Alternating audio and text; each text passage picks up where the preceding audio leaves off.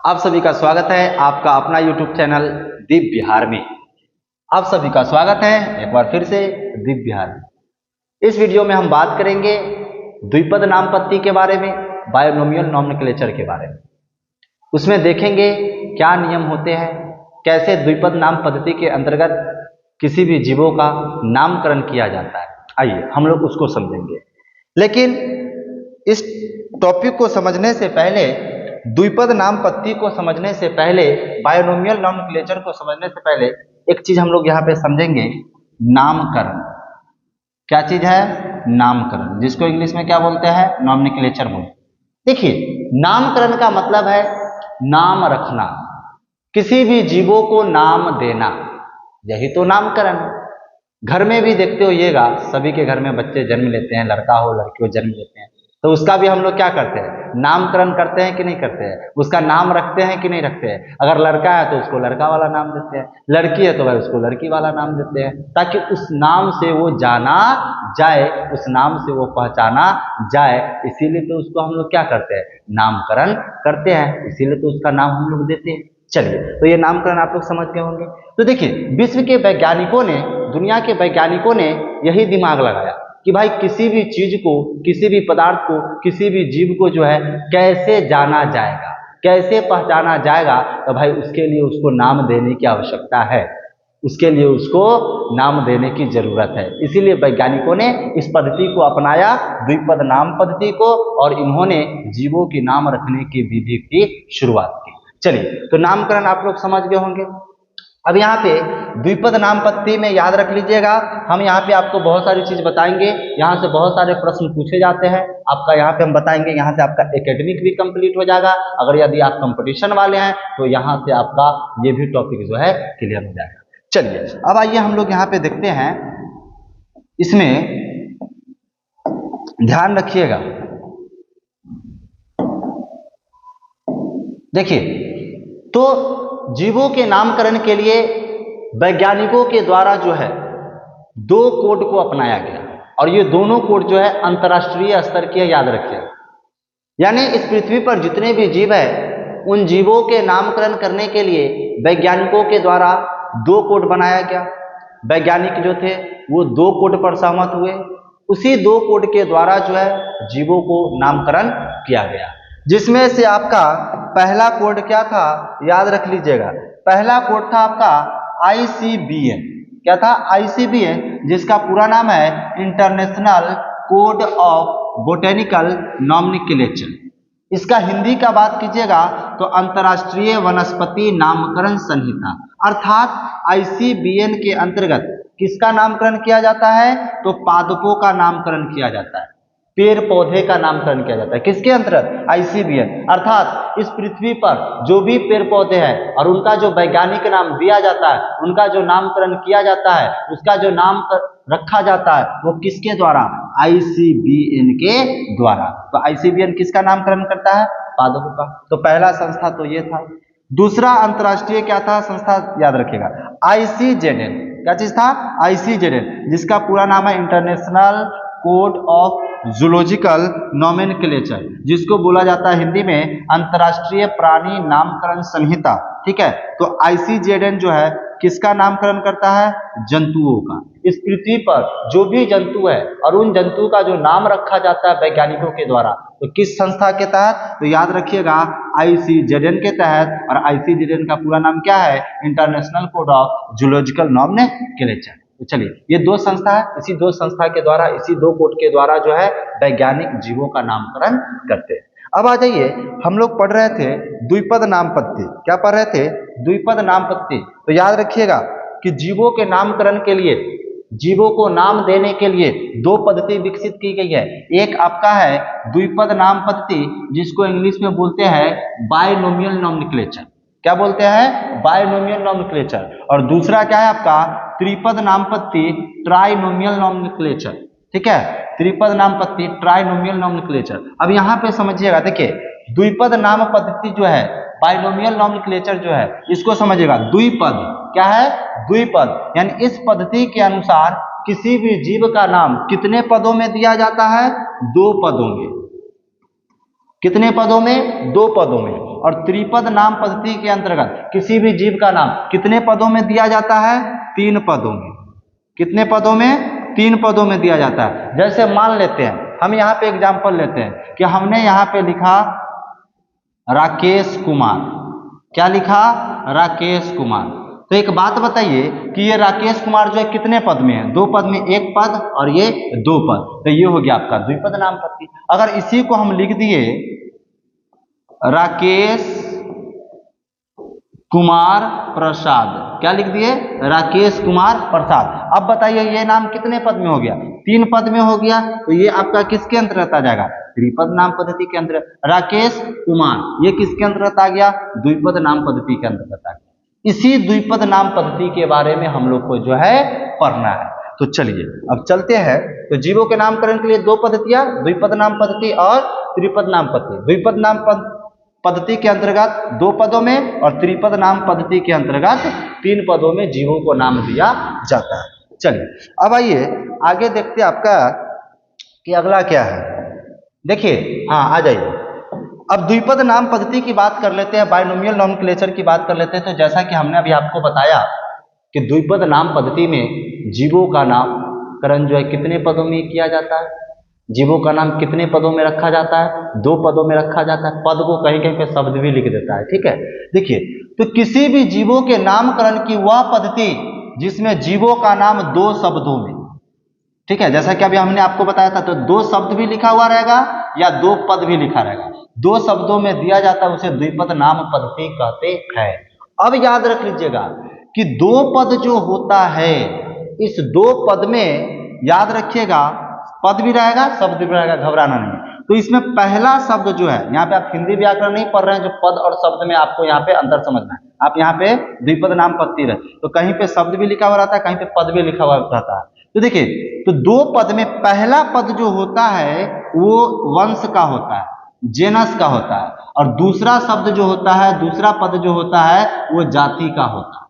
दूसरा पद जो होता है जाति का होता है, याद रख लीजिएगा। जैसे हम आपको एक एग्जांपल बता देते हैं। जैसे मनुष्य का वैज्ञानिक नाम क्या है? होमो सेपियंस। मनुष्य का वैज्ञानिक नाम क्या है? होमो सेपियंस। तो होमो हो गया पहला पद और सेपियंस हो गया दूसरा पद। तो होमो यहाँ पे क्या हो जाएगा? वंश हो जाएगा, और सेपियंस यहाँ पे क्या हो जाएगा? जाति हो जाएगा। मतलब द्विपद नाम पद्धति में याद रखना है आपको कि पहला पद जो होता है वंश का होता है, जेनस का, और दूसरा पद किसका होता है? जाति का, यानी स्पीसीज का। तो जैसे मनुष्य का वैज्ञानिक नाम है होमो सेपियंस, तो होमो पहला पद हो गया ना, तो होमो यहाँ पे क्या है? वंश हो गया। स्पीसीज यहाँ पे दूसरा पद है ना, तो स्पीसीज यहाँ पे इसको सेपियंस जो है यहाँ पे दूसरा पद है, तो ये सेपियंस आपका क्या हो जाएगा? जाति हो जाएगा, स्पीसीज हो जाएगा। चलिए अब याद रखिए। अब आगे देखते हैं हम लोग कि आगे हम लोग को जो है इसमें क्या देखना है। देखिए, चलिए कुछ द्विपद नाम पद्धति से जो मुख्य पॉइंट निकल कर आता है, आइए उसके बारे में हम लोग थोड़ा देख लें। जिसमें आपका सबसे पहला है कि देखिए, ये बहुत इंपॉर्टेंट आपका टॉपिक अभी जो हम बता रहे हैं काफी इंपॉर्टेंट है, एकेडमिक के दृष्टिकोण से भी, कंपटीशन के भी दृष्टिकोण से भी काफी इंपॉर्टेंट है। तो देखिए, वंश और जाति शब्द की हमने चर्चा किया था कि पहला पद क्या होता है? वंश का होता है, और दूसरा पद किसका होता है? जाति का होता है। तो वंश जिसको इंग्लिश में क्या बोलते हैं? जेनस, और जाति को क्या बोलते हैं? स्पीसीज बोलते हैं। तो वंश और जाति शब्द, वंश और जाति शब्द किसने दिया था? तो जॉन रे ने दिया था। किस व्यक्ति ने दिया था? जॉन रे ने दिया था, याद रखिएगा। तो पहला वो याद रखना। उसके बाद द्विपद नाम पद्धति किसके द्वारा दिया गया था? सुन लीजिए, स्वीडन के वैज्ञानिक थे, वनस्पति वैज्ञानिक, स्वीडन के वनस्पति वैज्ञानिक जिनका नाम था कैरोलस लिनियस। इसी कैरोलस लिनियस साहब ने 1753 में द्विपद नाम पद्धति का प्रतिपादन किया था। मतलब आप ये समझिए कि द्विपद नाम पद्धति का प्रतिपादन किसने किया? द्विपद नाम पद्धति सिस्टम जो थी इसको किसने दिया? तो आपको याद रखना है कि द्विपद नाम पद्धति किसने दिया? तो कैरोलस लिनियस ने दिया। कब दिया? तो 1753 ईस्वी में दिया। कैरोलस लिनियस कहाँ का था? स्वीडन का था। और कौन से वैज्ञानिक थे? तो वनस्पति वैज्ञानिक थे। और स्वीडन के लोगों को क्या कहा जाता है? स्वीडिश। क्या कहा जाता है? स्वीडिश। तो कहीं पे लिख देता है स्वीडिश वैज्ञानिक कैरोलस लिनियस। वनस्पति शास्त्री थे, बोटनिस्ट थे। चलिए, इन्होंने ही द्विपद नाम पद्धति देने का काम किया था। अब याद रखिए कि कैरोलस लिनियस द्वारा दिया गया जो द्विपद नाम पद्धति था, वास्तविक रूप से गेस्पार्ड वाहिन एक व्यक्ति है, बोटनिस्ट थे, गेस्पार्ड वाहिन के विचारों पर आधारित था। अर्थात इसका मतलब यह है कि सबसे पहले सफल रूप से द्विपद नाम पद्धति कैरोलस लिनियस साहब ने दिया, लेकिन ये कैरोलस लिनियस साहब के द्वारा जो द्विपद नाम पद्धति को दिया गया था, तो ये द्विपद नाम पद्धति जो सिस्टम था वो किसके विचारों पर आधारित था? याद रखिएगा, गेस्पार्ड वाहिन, अर्थात लिनियस से पहले भी गेस्पार्ड वाहिन साहब ने इस द्विपद नाम पद्धति का चर्चा किया था, लेकिन उन्होंने दुनिया वालों के सामने सही से व्याख्या नहीं किया। तो उसी को अध्ययन करके लिनियस साहब ने द्विपद नाम पद्धति देने का काम किया था। तो ये पूछा जाता है कि कैरोलस लिनियस के द्वारा दिया गया जो द्विपद नाम पद्धति था वो किसके विचारों पर आधारित था? तो याद रख लेना आप लोग को गेस्पार्ड वाहिन के विचारों पर आधारित था। तो ये कुछ आपका इंपोर्टेंट पॉइंट यहां से निकल कर आता है। उसके बाद फिर आप यहां से याद रख लीजिएगा जो आगे हम आपको बता रहे हैं। हाँ, आगे क्या है ध्यान रख लेना आपको। जैसे कैरोलस लिनियस का मूल नाम क्या था? कैरोलस लिनियस का मूल नाम क्या था? कार्ल वॉन लिन था। देखिए, मूल नाम का मतलब यहाँ पे कि कैरोलस लिनियस का पुराना नाम, पहिलका नाम क्या था भाई? कार्ल वॉन लिन था। और कार्ल वॉन लिन साहब जो थे अपना नाम बदलकर क्या रख लिए थे? कैरोलस लिनियस जो है रख लिए थे, याद रखिएगा। उसके बाद कैरोलस लिनियस की मुख्य पुस्तक एक आता है सिस्टेमा नेचुरी। क्या चीज आता है? सिस्टेमा नेचुरी और स्पीसीज प्लांटेरम, और इसी स्पीसीज प्लांटेरम को हिंदी में बोलते हैं पौधे की प्रजाति। तो यहाँ पे ये आपको समझ में आया होगा कि सिस्टेमा नेचुरी नामक पुस्तक और स्पीसीज प्लांटेरम नामक पुस्तक किसके द्वारा लिखी गई? तो कैरोलस लिनियस के द्वारा लिखी गई। उसके बाद सिस्टेमा नेचुरी और स्पीसीज प्लांटेरम जो है आपको किस भाषा में लिखा गया था? तो लैटिन भाषा में लिखा गया। किस भाषा में? लैटिन भाषा में। मतलब कि कैरोलस लिनियस के द्वारा सिस्टेमा नेचुरी और स्पीसीज प्लांटेरम पुस्तक को जो लिखी गई थी वो किस लैंग्वेज में? तो लैटिन लैंग्वेज में, लैटिन भाषा में जो है लिखी गई थी। तो आपने अभी तक यहाँ इस चीज को देखा। अभी इसमें हम लोग नियम पढ़ेंगे द्विपद नाम पद्धति का कि कैसे उसमें लिखा जाता है। चलिए अब आगे हम लोग देखते हैं कि अगला आपका यहाँ पर क्या है। देखिए, आ जाइए यहाँ से। अभी आपको बहुत सारा इंपोर्टेंट इंपोर्टेंट पॉइंट निकल कर आ रहा है। जैसे देखिए, सिस्टेमा नेचुरी 1935 में और स्पीसीज प्लांटेरम 1953 में प्रकाशित हुआ था। यानी लिखा गया किसके द्वारा? कैरोलस लिनियस के द्वारा। तो सिस्टेमा नेचुरी पुस्तक कब प्रकाशित हुआ? 1935 में। स्पीसीज प्लांटेरम कब प्रकाशित हुआ? 1953 में। यहां से आपको याद रखना है। आधुनिक वर्गीकी या वर्गीकरण विज्ञान, याद रखिएगा, आधुनिक वर्गीकी या वर्गीकरण विज्ञान का जनक जो है father of modern taxonomy, father of modern taxonomy किसे कहा जाता है? याद रखिएगा, आधुनिक वर्गी के पिता किसे कहे जाते हैं? तो कैरोलस लिनियस साहब को कहा जाता है। क्या कहा जाता है? किसको कहा जाता है? कैरोलस लिनियस साहब को कहा जाता है। तो इस तरीके से आप लोगों ने यहाँ से इंपोर्टेंट टॉपिक को देखा है, इंपोर्टेंट पॉइंट को देखा है। अब हम लोग चलते हैं द्विपद नाम पद्धति के नियम। इसके रूल्स क्या है, इसके नियम क्या है? सबसे पहले हम यहाँ पे आपको एक एग्जाम्पल लिख देते हैं ताकि समझाने में आसानी होगी। ठीक है, चलिए ध्यान रखिएगा। द्विपद नाम पद्धति के पहला नियम में कि किसी भी जीव का नाम जो है कितने शब्दों में होता है? 2 शब्दों में। तो यहाँ जो लिखा हुआ है ये द्विपद नाम पद्धति है। तो पहला पद ये हो गया, दूसरा पद ये हो गया। तो चलो ये तो ओके है। अब ध्यान रखिएगा कि पहले पद वंश का नाम और दूसरा पद जाति का होता है। तो ये मनुष्य का वैज्ञानिक नाम है होमो सेपियंस, जिसमें पहला पद क्या होगा? वंश का होगा।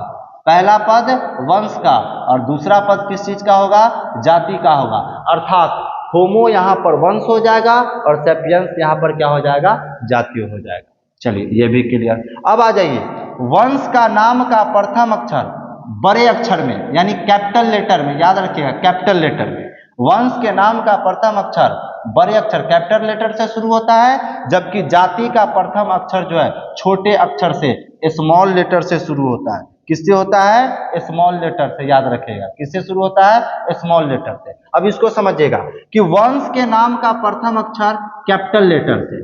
तो वंश तो ये है ना, तो वंश का पहला अक्षर देखो, तो पहला अक्षर क्या है? एच है, तो एच यहाँ पे क्या है? कैपिटल में लिखा हुआ है। चलो ये सही है।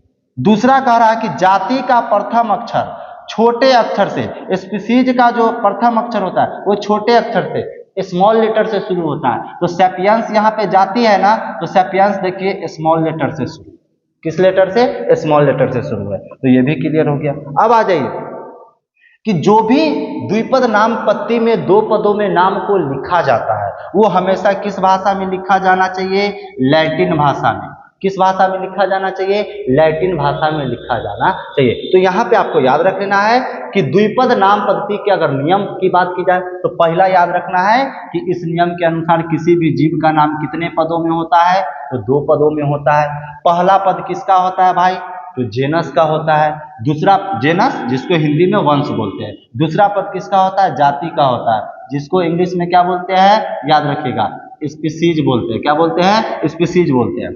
वंश का नाम, जेनस का नाम हमेशा कैपिटल लेटर से शुरू होता है और जाति का, स्पीसीज का नाम हमेशा जो है स्मॉल लेटर से शुरू होता है। अब यहाँ पे ये दोनों पद जो लिखा हुआ है, दोनों नाम जो लिखा हुआ है वंश का और जाति का, मतलब द्विपद नाम पद्धति किस भाषा में लिखा होना चाहिए?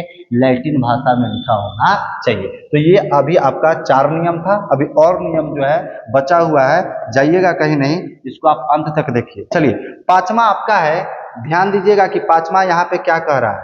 पांचवा कह रहा है कि हस्तलिखित वैज्ञानिक नाम हमेशा रेखांकित होना चाहिए, अंडरलाइन होना चाहिए। हस्तलिखित का मतलब जब भी आप पढ़ाई करते हो, लिखते हो, पेन पेपर पे लिखते हो या कहीं पे भी लिखते हो, आप यदि हाथ से लिखते हैं तो वो वैज्ञानिक नाम याद रखिएगा द्विपद नाम पद्धति में हमेशा रेखांकित होना चाहिए, यानी अंडरलाइन होना चाहिए। जैसे कि मान लीजिए कि हम यहाँ पे लिख दिए होमोसेपियंस। क्या लिख दिए? होमोसेपियंस। तो इसको हम क्या किए हैं? होमोसेपियंस को लिखे है ना, हाथ से लिखे है ना, तो ये क्या कर देंगे? इसको हम अंडरलाइन कर देंगे। क्या कर देंगे? अंडरलाइन कर देंगे, रेखांकित कर देंगे, तब ये हमारा सही होगा, नहीं तो क्या हो जाएगा? गलत हो जाएगा। उसके बाद कह रहा प्रिंटिंग नाम तिरछे रूप में होना चाहिए। प्रिंटिंग नाम क्या होना चाहिए? तिरछा रूप में, यानी जब आप कंप्यूटर से प्रिंट करते हो, पीडीएफ निकालते हो, इसी साइंटिफिक नेम को, इसी वैज्ञानिक नाम को द्विपत्ति नाम के अंतर्गत जो है, द्विपद नाम पद्धति के अंतर्गत जो है प्रिंट करते हैं, छापते हैं, तो याद रखिएगा इसके लिए आपको तिरछे रूप में होना चाहिए। तिरछा का मतलब एक फॉन्ट आता है, याद रखिएगा, जो आपके मोबाइल वगैरह में नोट्स में मिल जाएगा, इस तरीके से आई, जो कि जैसे इस पर क्लिक कीजिएगा तो ये अक्षर तिरछा हो जाएगा। क्या हो जाएगा? तिरछा हो जाएगा। तो प्रिंटिंग नाम इटैलिक रूप में अर्थात तिरछे रूप में होना चाहिए, और जब हाथ से आप लिख रहे हैं तो वो नाम कैसा होना चाहिए? रेखांकित होना चाहिए, अंडरलाइन होना चाहिए। चलिए, उसके बाद है अगला क्या कह रहा है, सुनिएगा। अगला आपको क्या कह रहा है, ध्यान दीजिएगा कि जाति शब्द के बाद तीसरे शब्द के रूप में उस वैज्ञानिक का नाम संक्षेप में लिख सकते हैं जिसने उस जाति को खोजा है। इसका मतलब है कि देखिए, द्विपद नाम पद्धति में कितने पद होते हैं? 2 पद में। तो जैसे मान लीजिए कि हम यहाँ पे आम का वैज्ञानिक नाम लिख दिए, याद रखिएगा, आम का वैज्ञानिक नाम लिख दिए मैंगीफेरा इंडिका। क्या लिख दिए? मैंगीफेरा इंडिका लिख दिए। क्या लिख दिए? मैंगीफेरा इंडिका लिख दीजिए, ध्यान दीजिएगा। तो ये तो आपका स्पीसीज, ये तो आपका जेनस है, वंश है, ये आपका स्पीसीज है। तो मैंगीफेरा इंडिका कह रहा है कि जाति शब्द के बाद, तो जाति इंडिका हो गई ना, तो जाति शब्द के बाद तीसरे शब्द के रूप में, यानी यहाँ पे आप कुछ लिख सकते हैं। क्या लिख सकते हैं? उस वैज्ञानिक का नाम संक्षेप में लिख सकते हैं जिसने उस जाति को खोजा। जैसे मान लीजिए कि मैंगीफेरा इंडिका को खोजा है लिनियस साहब ने। किसने खोजा? लिनियस साहब। एक हम एग्जांपल समझते हैं, किसने खोजा? लिनियस साहब ने। तो यहाँ पे वंश है और ये जाति है, तो लिनियस ने इस आम को खोजा, तो लिनियस खोजा आम को, तो यहाँ पे याद रख लीजिएगा कि शॉर्ट में हम लिनियस का जो है नाम यहाँ पे लिख देंगे, लेकिन कब? जाति शब्द के बाद। तो वही चीज कहा गया था कि जाति शब्द के बाद तीसरे शब्द के रूप में उस वैज्ञानिक का नाम संक्षेप में लिख सकते हैं जिसने उस जाति को खोजा था। तो चलिए ये आपका हो गया। अब जैसे यहाँ पे आपका एग्जांपल दिया हुआ कि आम का वैज्ञानिक नाम मैंगीफेरा इंडिका है, ठीक है, लेकिन यदि इसे हम मैंगीफेरा इंडिका लिन लिखते हैं तो इसका अर्थ यह हुआ कि सबसे पहले इस स्पीसीज का वर्णन या खोज किसने किया था? लिनियस ने किया था। तो ये भी आपका सही है। चलिए अब उसके बाद इसमें एक चीज याद रख लेना है कि किसी जीव का प्रथम बार दिया गया नाम वही मान होता है। अगर किसी जीव का वैज्ञानिक नाम अगर पहला बार दे दिया गया तो वही आपका सर्वमान होता है। अगर दोबारा उसे चेंज किया गया, दोबारा उसे दिया जाता है तो वो मान्य नहीं होता। अब इसके पीछे भी रीजन है, क्योंकि एक बार किसी जीव का अगर वैज्ञानिक नाम दे दिया गया फर्स्ट टाइम में तो उस जीव को तो उसी नाम से पूरे विश्व स्तर पे जाना गया। अब अगर उसका नाम चेंज कर दिया जाए, बदल दिया जाए, दूसरा नाम दे दिया जाए तो फिर दुनिया वालों को दिक्कत होगी ना उस जीव को पहचानने में, उस जीव को नाम याद रखने में। इसीलिए इसमें यह बताया जाता है कि किसी भी जीव का प्रथम बार दिया गया नाम ही क्या होता है? मान्य होता है। तो इस तरीके से आपने देखा, द्विपद नाम पद्धति के रूल्स देखा, द्विपद नाम पद्धति के नियम को देखा, आप काफी बेहतर ढंग से समझ गए होंगे। चलिए अब यहाँ पे हम लोग आगे देखते हैं। जैसे कि यहाँ पे जंतु है और वैज्ञानिक नाम है, जैसे कि ये जंतु है और ये वैज्ञानिक नाम है, ठीक है, और ये सब जो है द्विपद नाम पद्धति में है। द्विपद नाम पद्धति में हमने क्या बताया था आपको कि दो पद ही होता है। जैसे मानव है तो मानव का वैज्ञानिक नाम होमो सेपियंस है, बाघ का है पैंथेरा टाइग्रिस है, शेर का पैंथेरा लियो है, तेंदुआ का पैंथेरा पार्डस है, कुत्ता का कैनिस फैमिलियरिस है, घोड़ा का इक्वस कैवलस है, ठीक है, उसके बाद बिल्ली का फेलिस कैटस है, यहाँ पे कैवलस होगा, ठीक है, छूट गया था। भारतीय गाय का बॉस इंडिकस है, भेड़ का ओविस एरियाइज है, ठीक है। तो ये सभी आपका जंतु का वैज्ञानिक नाम हो गया। उसके बाद फिर हम बात कर लेते हैं, आगे देखते हैं कि जंतु के बाद यहाँ पे हम आपको कुछ पौधे का भी वैज्ञानिक नाम लेकर आए हैं आप लोग के लिए। जैसे कि देखिए गेहूं का है तो गेहूं का वैज्ञानिक नाम ट्राइटिकम एस्टिवम है, मटर का है तो पाइजम सैटाइवम है, धान का है तो ओरियाजा सैटाइवा है, मक्का का है तो जीमेज है, आम का है तो मैंगीफेरा इंडिका है, आलू का है सोलैनम ट्यूबेरोसम है, टमाटर का है तो लाइकोपर्सिकम एस्कुलेंटम है, बैगन का है सोलैनम मेलोंगेना है, सरसों का है तो ब्रासिका कैम्पेस्ट्रिस है। तो ये सभी आपका वैज्ञानिक नाम है, द्विपद नाम पद्धति है, दो पदों में है। उसके बाद यहाँ पे हम एक और वैज्ञानिक नाम जो है यहाँ पे द्विपद नाम पद्धति के अंतर्गत जो है लिए है। जैसे यहाँ पे कीटभक्षी पादप, किसका लिए है? कीटभक्षी पादप, और उसका भी वैज्ञानिक नाम लिए। देखिए कीटभक्षी पादप का मतलब क्या होता है? वैसा पादप जो अपने भोजन के रूप में कीटों को ग्रहण करता है, अपने आहार के रूप में कीटों को खाता है, तो वैसे पौधे को क्या कहते हैं? कीटभक्षी पादप, या उसी को इंग्लिश में बोलते हैं इंसेक्टिवोरस प्लांट के नाम से जानते हैं। तो कुछ कीटभक्षी पौधे का हमने नाम लिखा है और उसका वैज्ञानिक नाम किस पद्धति में लिखा है? तो द्विपद नाम पद्धति में। किसमें? द्विपद नाम पद्धति में। जैसे देखिए घटपर्णी, या इसी को कलश पौधा कहा जाता है, इसको इंग्लिश में बोला जाता है पीचर प्लांट। क्या बोला जाता है? Pitcher plant. तो घटपर्णी या कलश पौधा जिसको बोला जाता है पीचर प्लांट, तो ये पीचर प्लांट का वैज्ञानिक नाम क्या है? निपेंथिस खासियाना है। उसके बाद वीनस फ्लाई ट्रैप है, ये भी कीटभक्षी पादप है, तो इसका क्या नाम है? डायोनिया म्यूसिप, क्या है? डायोनिया म्यूसिप्यूला है, ठीक है। वीनस फ्लाई ट्रैप का क्या है? डायोनिया म्यूसिप्यूला है। उसके बाद शंड्यू का है तो इसका ड्रोसेरा है, ब्लैडरवर्ट का है तो इसका यूट्रिकुलेरिया है, बटरवर्ट्स का है तो इसका हो जाएगा पिंगुइक्यूला। क्या हो जाएगा? पिंगुइक्यूला हो जाएगा। ड्यू पाइन का है तो इसका ड्रोसोफिलम हो जाएगा। तो इस तरीके से ये सभी कीटभक्षी पादप का आपका यहाँ पे साइंटिफिक नेम है। तो इस तरीके से इस वीडियो के माध्यम से हम आपको द्विपद नाम पद्धति को क्लियर कर दिए। वाकई में वीडियो आपको अच्छी लगी हो, यहाँ से कुछ सीखे होंगे तो लाइक कीजिएगा, कमेंट कीजिएगा, शेयर कीजिएगा, और अभी तक यदि इस चैनल को आप सब्सक्राइब नहीं किए हैं तो सब्सक्राइब कर लीजिए, ताकि इस तरीके का वीडियो हम आपके लिए लेकर आते रहेंगे। Thank you, all the best.